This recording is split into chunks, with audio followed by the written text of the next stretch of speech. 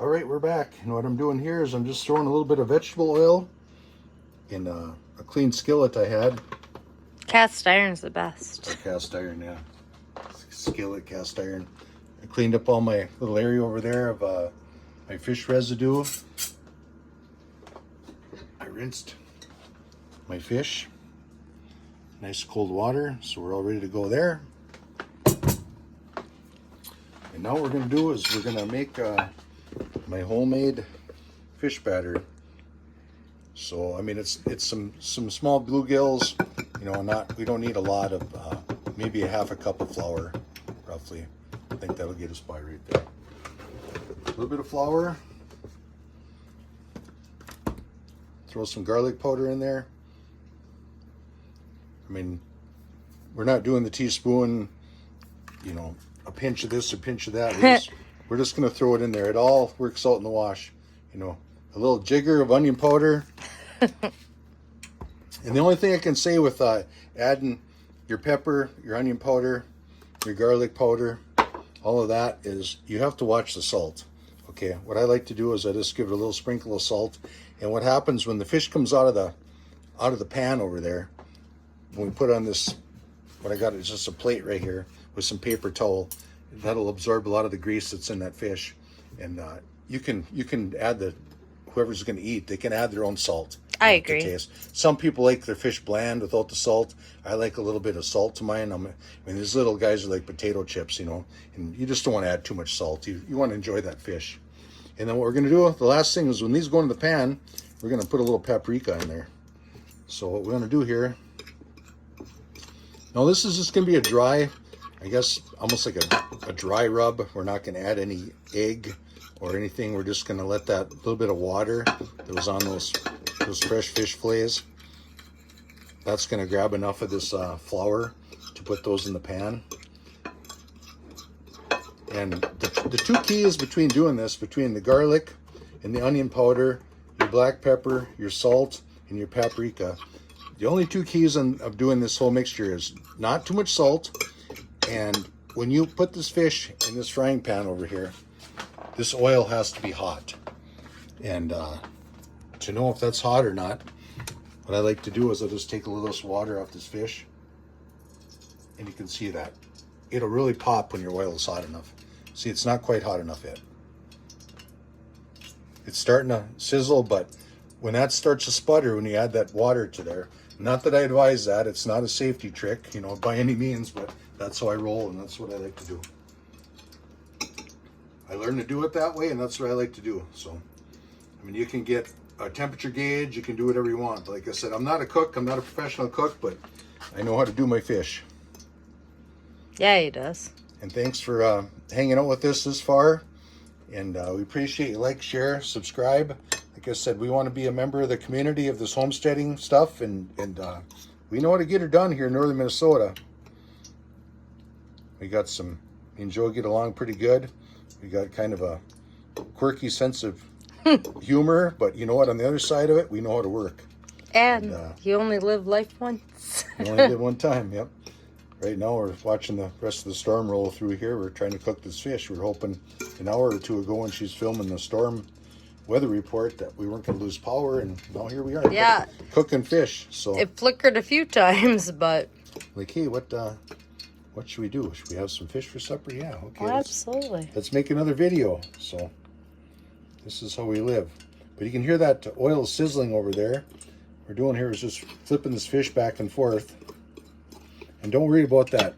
You know, if you have a countertop like this, that you got about a 1-inch gap between your stove and your countertop and flowers fall in there, don't worry. Your camera girl will clean it up. Oh, I see how that works. Okay, here we go.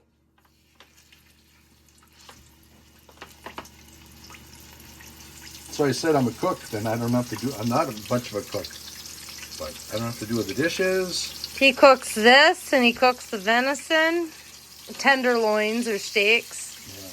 Yeah. Other than that, I pretty much do all the other cooking. Yeah, she's the canner and the baker.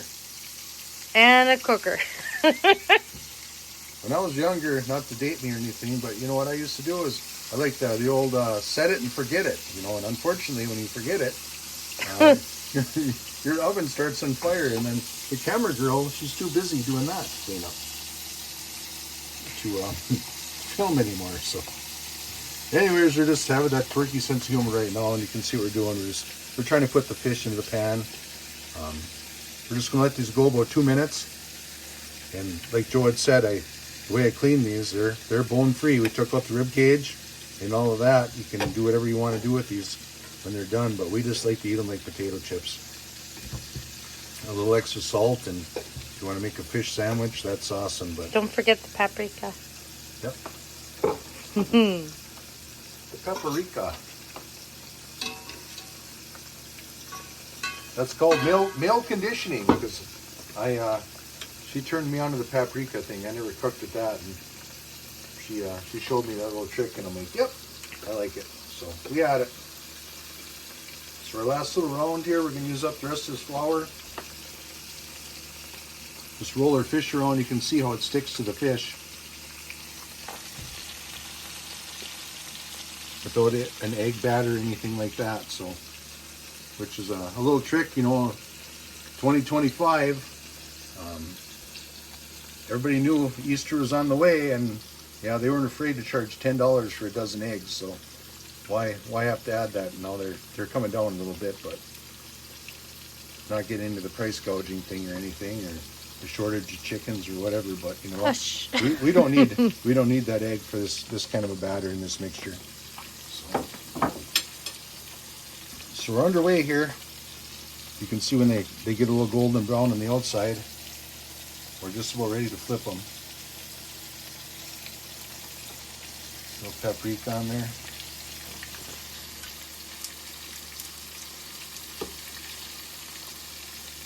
You can also add that into the flour mix, but he prefers to sprinkle it on top. Yeah. Well, that's the thing with Joe and I. We've still got our own ways of doing things. We're not professional cinematographers. We're just people who love to do what we do. And we appreciate it again. Everybody's hanging out, supporting us. It's awesome.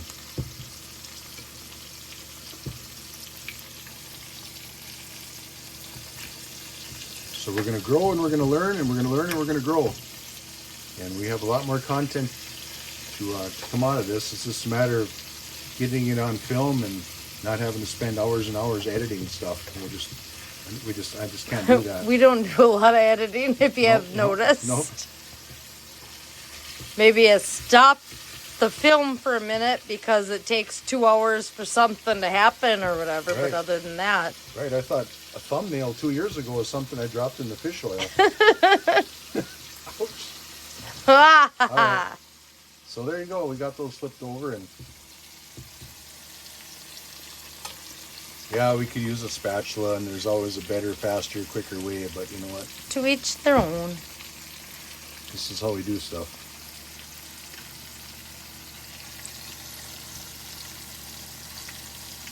It's cooking up really nice.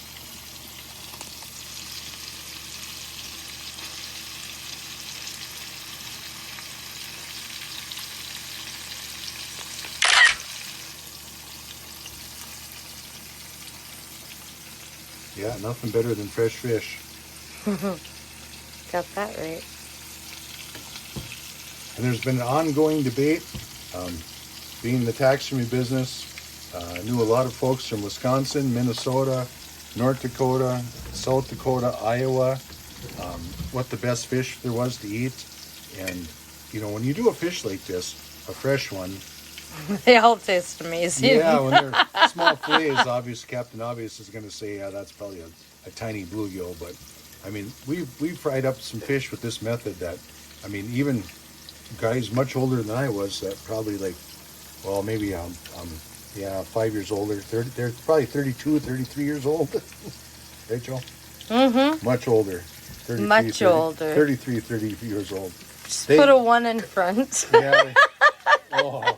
Yeah, they couldn't tell the difference. If you gave them a crappie, a perch, a bass, a walleye, as long as it was fresh fish and it wasn't frozen for any long period of time, they couldn't tell one fish from the other. So I agree. Everybody's like, walleye, walleye, walleye. He has cooked some amazing bass, just like this. Yeah. Fresh, tastes like frickin' butter, melts in your mouth, delicious. I couldn't turn it down. Yeah. Never will. That's why I'm still here. Yeah, that's part of the ongoing debate that I've actually had people, they call a largemouth bass a green carp. They won't eat it, but it's crazy. My dad had a friend of his that he fed him some 2.5 pound largemouth bass, and he thought they were Red Lake. There was a big bite on about 10 years ago or so, and 14-inch crappies. I mean, they just cleaned the lake right out of big crappies. It was insane.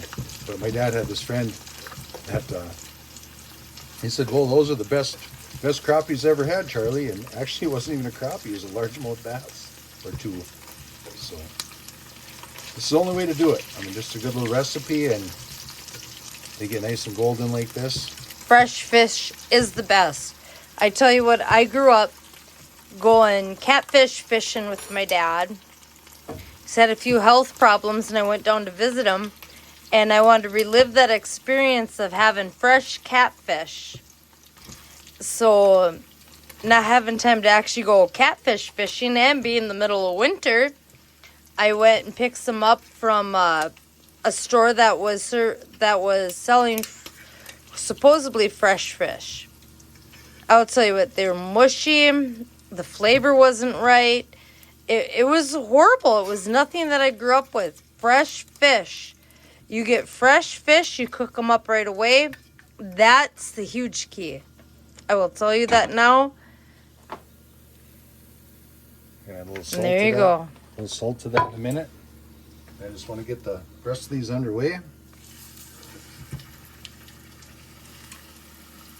When those cool just for a couple minutes, some of the grease runs off onto the paper towel. We're going to give it a dash of salt, and you're going to have piping hot potato chips. Yeah.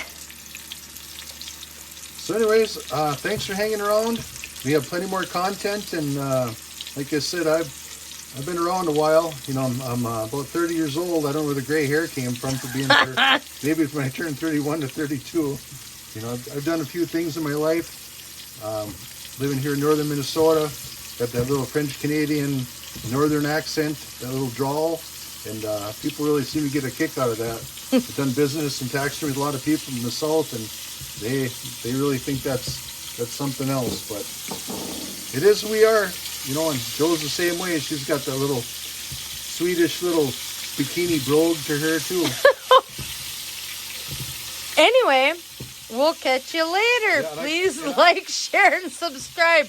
I'm going to go eat some fish. No, I got to butter her up because she's doing dishes. All right, later.